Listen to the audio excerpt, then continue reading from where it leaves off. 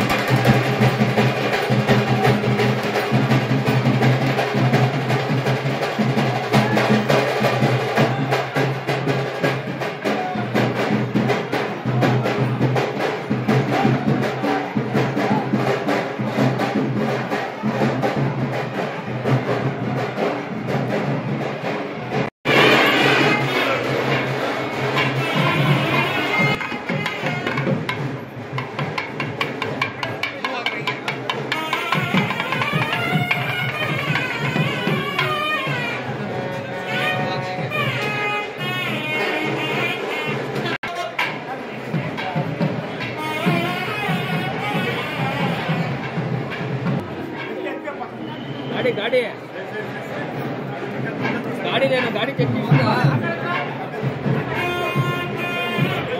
ಅದೇ ಅಡುಗೆ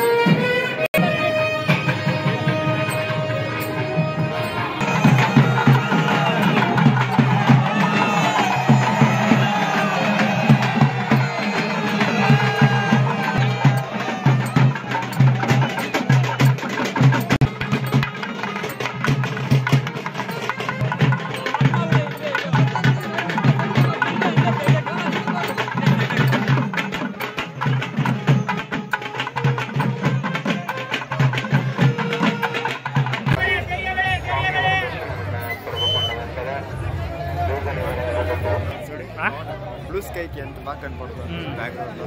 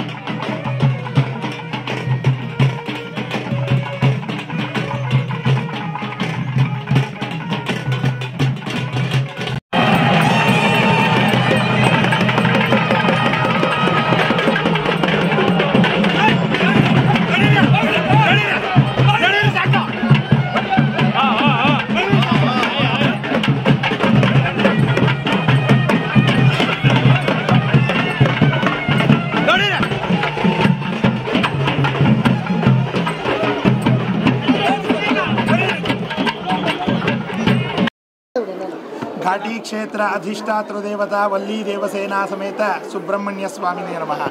ಈ ದಿನ ಅತ್ಯಂತ ವಿಶೇಷವಾಗಿರೋ ದಿನ. ಅಂದರೆ ತುಳುವ ಷಷ್ಠಿ ಅಂತಾರೆ, ಇಲ್ಲ ಅಂದರೆ ಪುಷ್ಯ ಶುದ್ಧ ಷಷ್ಠಿ, ಸ್ವಾಮಿಯವರ ಬ್ರಹ್ಮರಥೋತ್ಸವ.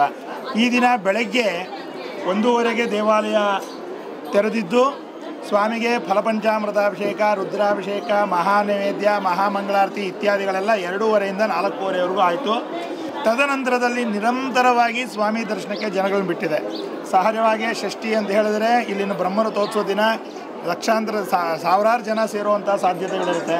ನಮ್ಮ ಜಿಲ್ಲಾಡಳಿತದಿಂದ ಕೂಡ ಮುಂಜಾಗ್ರತಾ ಕ್ರಮವಾಗಿ ಎಲ್ಲ ವ್ಯವಸ್ಥೆಯನ್ನು ಮಾಡಿದರೂ ಕೂಡ ಈ ದಿನ ನಾವು ಎಕ್ಸ್ಪೆಕ್ಟ್ ಮಾಡಿದ್ದಕ್ಕೂ 3 ಪಟ್ಟು ಜನ ಕೂಡ ಜಾಸ್ತಿ ಆಗಿದ್ದಾರೆ.